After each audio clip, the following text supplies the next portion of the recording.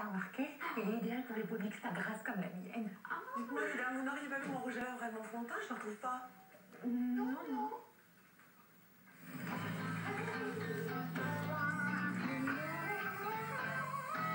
Vous vouliez me voir, Carole? Oui, la direction m'a demandé de vous annoncer un changement de taille dans votre vie professionnelle. Ah, vous savez, moi je suis plutôt bien au standard. Non, on élargit vos attributions, on vous bombarde hôtesse d'accueil. Je vois pas trop le changement pour vous dire. Ah, défontez-vous, il est énorme. Vous voulez dire que mon salaire va changer? Non, c'est votre tenue vestimentaire qui va changer.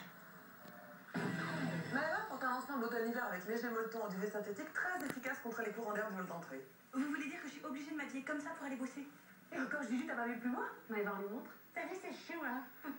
Ma touche personnelle, j'aime bien ce petit côté martial, en plus ça allonge la silhouette. C'est chouette, hein? Vous adoptez? Non. Bon, t'es folle, Juju.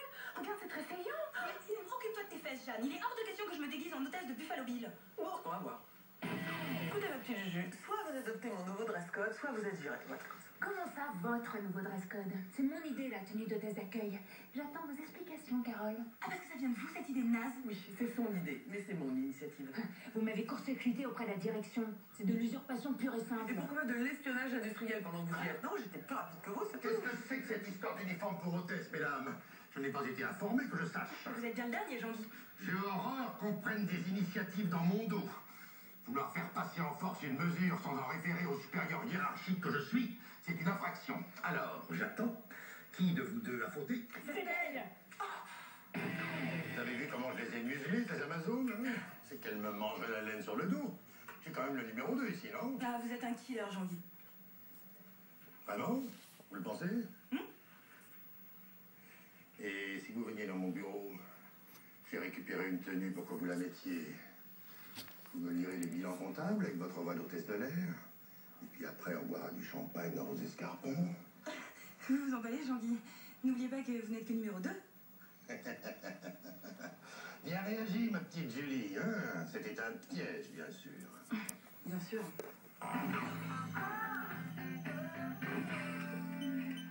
Ça va, toi, hein? Il y a mon frère Eric qui est sorti de prison tout à l'heure. Il vient me voir ce midi sur mon heure de pause repas. Sympa. Moi aussi, si je sortais de prison, je viendrais te voir. C'est mon heure de repas. C'est pas pour manger, si tu vois ce que je veux dire. C'est vrai. Qu'est-ce qu'on ferait des 58 minutes qui restent? On en parlerait. Ça, c'est sûr. Pour parler, tu parles. Hein.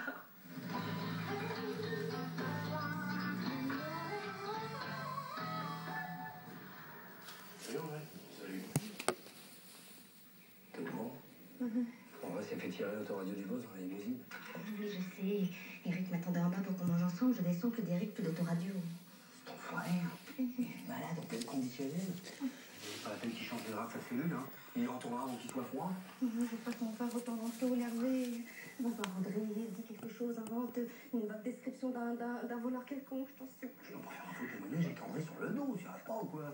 Les oranges, je les aime chez moi le matin au petit-déj. Tu te souviens de la tenue splendide que tu m'avais offerte? Tu fais ça pour moi, je l'ai mis ce soir. Ça, avec les soquettes et la jupe plissée. Les taches de rousseur. André? Oui. J'ai tout vu. Dégage-toi. Dégage. Alors. Mais je sais plus, André. Calme-toi, hein. Comment? Calme-toi. Moi aussi, il faut que je me calme. Je vais me prendre un café pour réfléchir parce que Ouais. je sais plus, je l'ai pas bien vu. Le mec avait l'air petit, il était peut-être grand. Il avait l'air vieux, il était peut-être jeune. Il avait l'air gros, il était peut-être mince comme moi. Ça s'embrouille, c'est compliqué, hein. Ah, tu sais, Hervé, cette autoradio, j'y tenais comme à la prunelle de mes vies.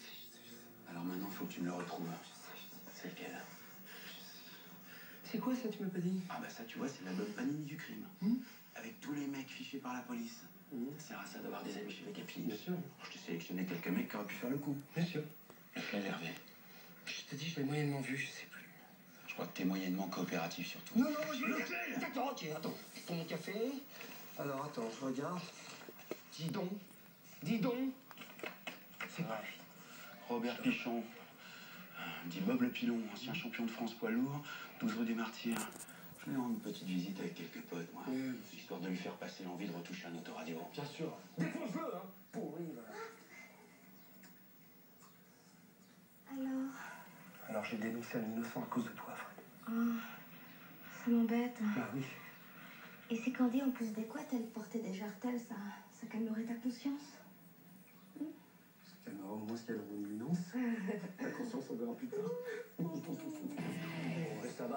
conscience, hein. Il y a Candy derrière. Hein. Attends. Il y en bloc, hein. Saleté. Pourtant, avec ce qu'on lui a mis dans la gueule, il aurait dû avouer depuis longtemps. Bah oui, c'est bizarre. Alors on l'a emmené dans le parking. Bon. Je pense qu'une petite confrontation avec le témoin, ça l'aiderait à le faire flancher. Ouais, sûrement. Le témoin, attends, mais le témoin, c'est moi. Bah oui, ça c'est... Mais il n'y a pas de vide son temps dans le parking, comment je vais faire? Vous êtes où les gars? Faut le frapper, va avouer quoi, qu'est-ce que vous avez? T'inquiète pas, on tiendra à 4, hein, parce qu'il est coriace, l'animal, quand même. J'imagine, ouais. Salut les gars, salut. Et dis-moi, t'en rates pas une, un mauvais verre? Oui. Bah t'aurais quand même pu me dire qu'il était sorti tôt, le frangin de Fred. Et heureusement que j'ai croisé au bateau avant d'aller faire les sodas. Alors regarde ce qu'il m'a ramené, bon, un sac de marque pour ma véro, une basket pour les gosses, bon bah ils s'arrangeront, hein. Et alors attention, la surprise du chef, un autoradio pour la Xantia.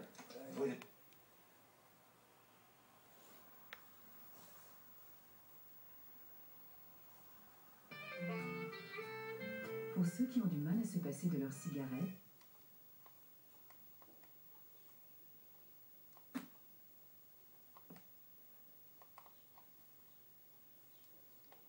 Du côté des températures, en revanche, vendredi, on retrouve de l'instabilité bien marquée du sud-ouest au nord-est.